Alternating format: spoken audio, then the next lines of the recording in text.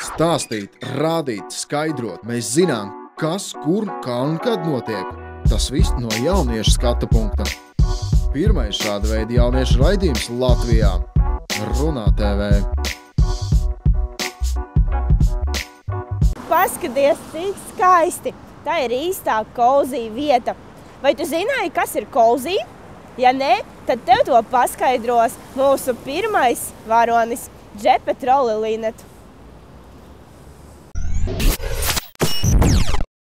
Intervija ar Džepe Trolli-Linet, antropologu no Dienviddānijas, notika Čomskī bārā. Vieta nebija izvēlēta nejauši. Intervijas tēma bija cozy telpas. Viesis paskaidroja, ka tā ir atmosfēra, kur cilvēks jūtās ērti gan garīgi, gan fiziski. Yeah, I think it's okay as long as we only do it for a while. As long as we take a break outside reality, I think we all should do that. Reality is not necessarily reality. There is not, I mean, is the relationship to your boss more real than the relationship to your good friend? You could also say that this is more. I mean, so people are always struggling to define reality. Tādas vietas kā Čomskī bārs ir populāras ne tikai Rīgā, bet arī visā pasaulē. Cilvēki meklē mājīgumu visur, dažreiz cenšas aizbēgt no realitātes un atrast māju ārpus mājas. It is usually social.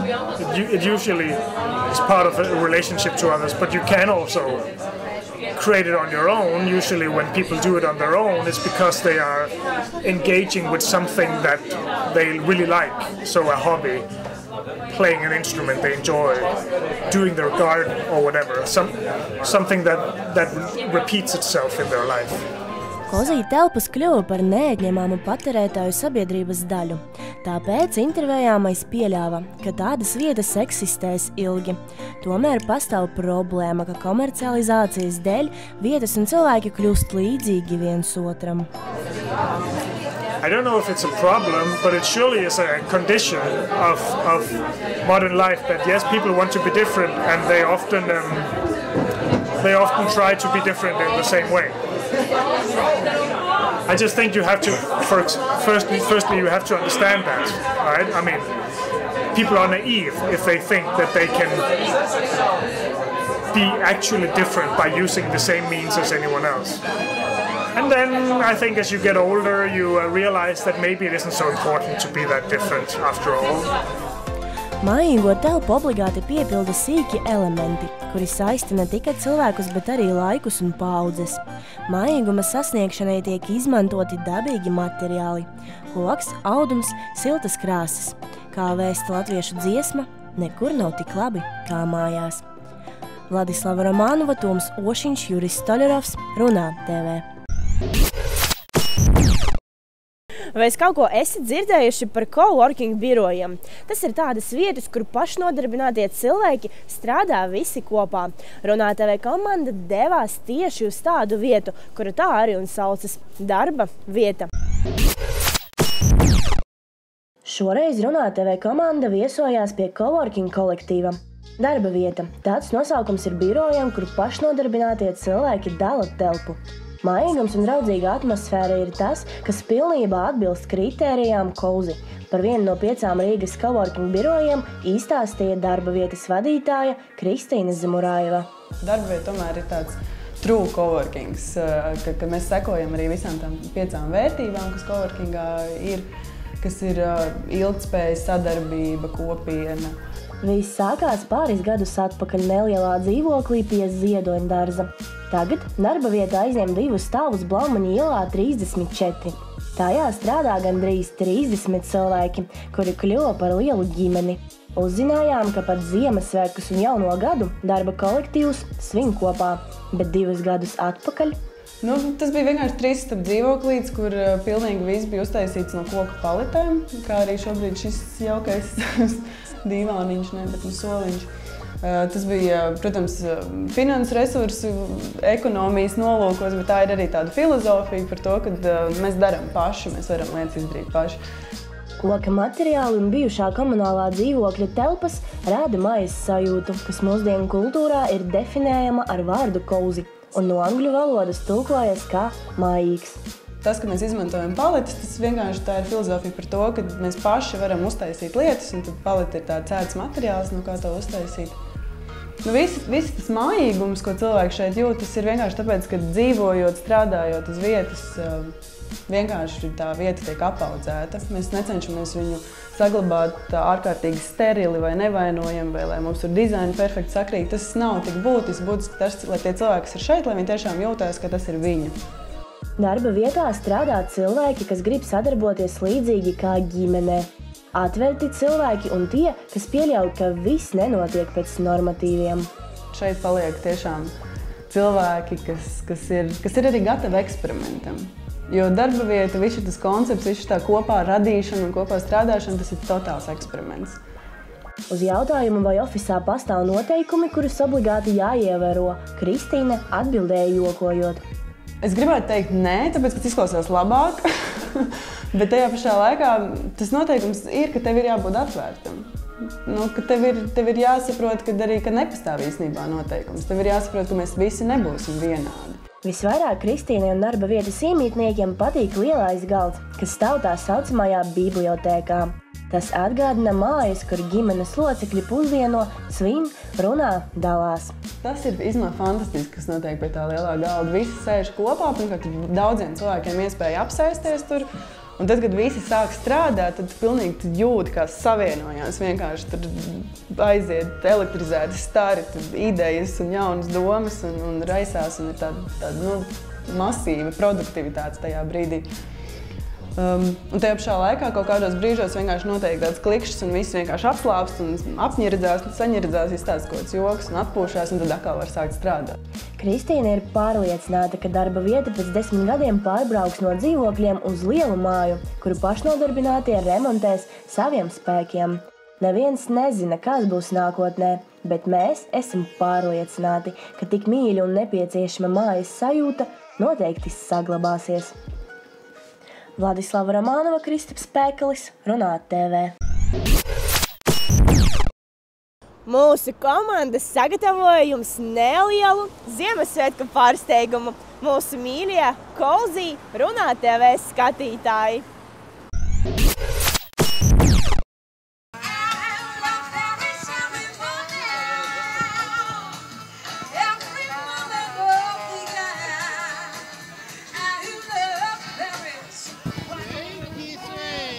Cik tu liela izaugusi? Pagājuši gadu bija tāda. Nē, drusciņ lielāka. Ko tu ēdi? Putriņas, jā? Salatēt, es gribu uzdot tev divas jautājumus. Sāksim ar pirmo. Ko tu dari mājās? Es gatavoju bērniem dāvanas. Un kad atnāks mana dāvana? Ziemassvētku vakarā. Cikos tas būs apmēram? Ai, kāda tu nepacietīga. Es žurnāliste esmu. Nu, jā, un kādā sekundē un minūtē. Jā, man visi jāzina. Mīļo bērniņi, atstāji sev kaut ko arī nezināmu. Tev ir kāda vēlēšanās nākošajam gadām? Nē. Nav nevienas vēlēšanas. Es tev neprasu kāda. Bet vai ir, nevar izrunāt visas vēlēšanas? Ir, jā? Ir viena, jā. Un tu gribi zināt, kad tev viņa piepildīsies? Jā. Jā? Labi, bet tad man vajag tavu pirkstiņus. Kuru? Novelc visu cimdiņu nost, mikrofoni tur vēl tā, lai... Nu tā. Tagad es gribu, zini, kā tos pirkstiņus sauc? Nē. Nu kā šito pirkstiņu sauc? Lielais pirksts. Tas ir šitas te, tā ir utubunga. Kā sauc šito pirkstiņu? Es nezinu. Nezini? Ne. Tas ir krējumlaiža. Labi. Kā sauc šito pirkstiņu? Nu, vidējais Vidēja. Tas, kāpēc uzreiz jāsmējās? Tas ir garais indriķis. Labi. No, tā.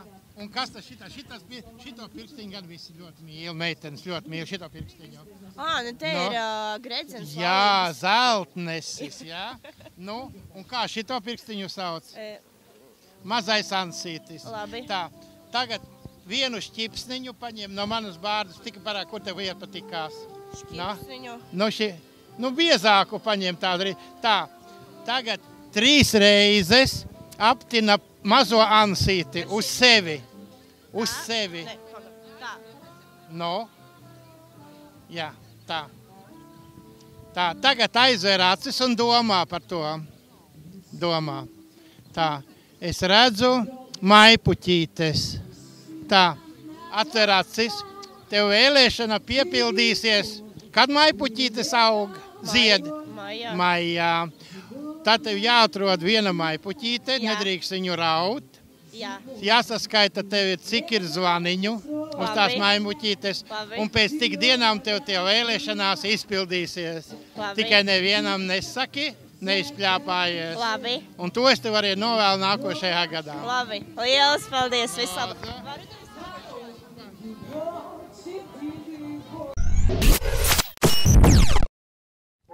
Sveiki, Runāteve skatītāji! Šodien kopā ar jums es, Vladislava Romanova un Juris Stoļarovs. Mans operators, mēs devamies uz Ziemassvētku uzmanīgi tirdziņu, lai noskaidrotu, kas ir mājīgums, kas ir cozy un kas ir tā mājīga atmosfēra, kuri visi sagaidā no šiem brīnišķīgiem, Juri, uzmanīgi, no šiem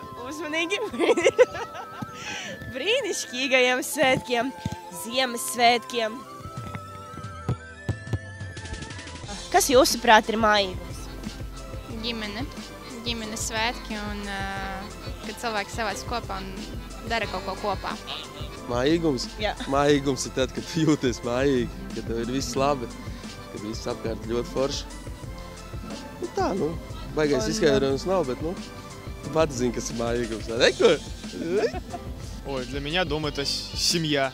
Мои родители, мои близкие друзья, теплые носочки и безалкогольный глинтвейн. Un kā izskatās jūsu ideālā māja?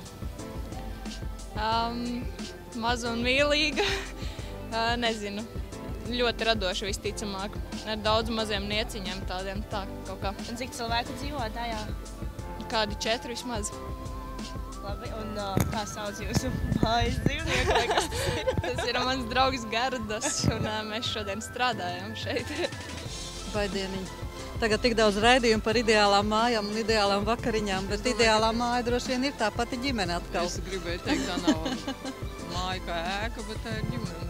Сын уже довольно взрослый, 33 года, и когда он приходит домой, открывает дверь и говорит: «Господи, как хорошо дома».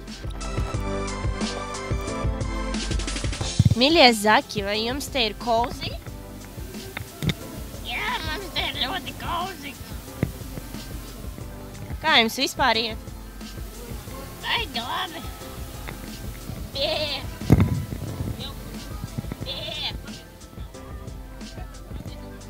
Kā jūs pavadāt vakarus mājās? Mēs pārunājam, teiksim, dienas notikumus, plānojam, ko darīsim, teiksim, uz brīvdienām, ja tās ir darbdienas. Nu, un, protams, spēlējamies ar mazo. Миса. Хорошо.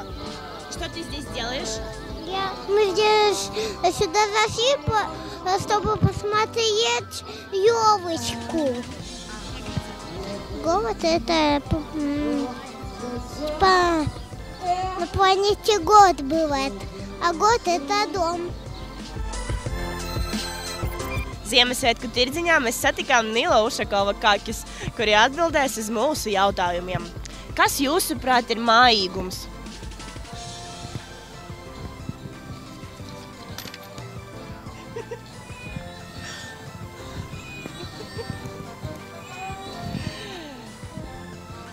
Paldies! Kāda televīzija? Reģionālā televīzija, Runāteve Skatieties, raidījumu. lūdzu, reģionālā televīzija Runāteve raidījumu. un raidījumu. Šodien Rīga bija ne tikai burvīga, bet arī cozy. Mums izdevās nointervēt ne tikai cilvēkus, bet arī dzīvniekus. Un mēs novēlām jums priecīgus Ziemassvētkus un laimīgo jaunu gadu. Tiekamies mājīgā 2015. gadā. Vladislava Romanova, Juris Stoļarovs, Runāteve. Kārlis atzina, ka klienti ir bijuši pārsteigti ieraudzīt vīrieti floristu, īpaši viņas piltās ārienes dēļ, ko rada tetovējumi, auskari un pat greceni.